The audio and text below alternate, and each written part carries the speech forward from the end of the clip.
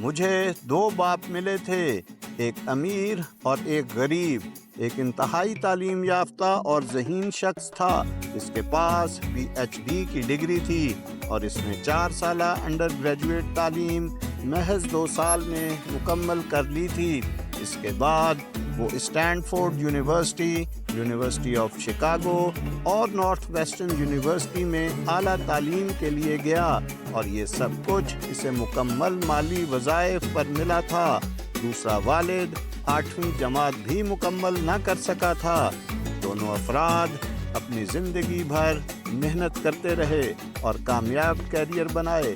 دونوں نے اچھی آمدنی حاصل کی، لیکن ایک ہمیشہ مالی مسائل کا شکار رہا، جبکہ دوسرا ہوائی کے امیر ترین افراد میں شامل ہو گیا۔ جب وہ دنیا سے گیا تو اپنے خاندان، خیراتی اداروں اور اپنی عبادت گاہ کے لیے کروڑوں ڈالر چھوڑ گیا۔ دوسرا والد اپنے پیچھے صرف قرضے چھوڑ کر گیا۔ دونوں مضبوط، پرکشش اور اثر و رسوخ رکھنے والے افراد تھے۔ دونوں نے مجھے نصیحتیں کیں، لیکن ان کی نصیحتیں ایک جیسی نہ تھیں۔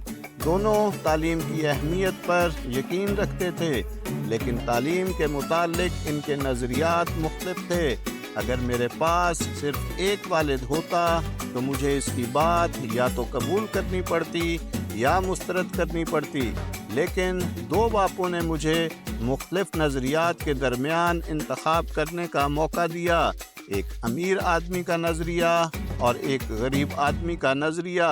میں نے کسی ایک کی بات کو بس ماننے یا رد کرنے کے بجائے زیادہ سوچنا شروع کیا، دونوں کے خیالات کا موازنہ کیا اور پھر اپنے لیے فیصلہ کیا۔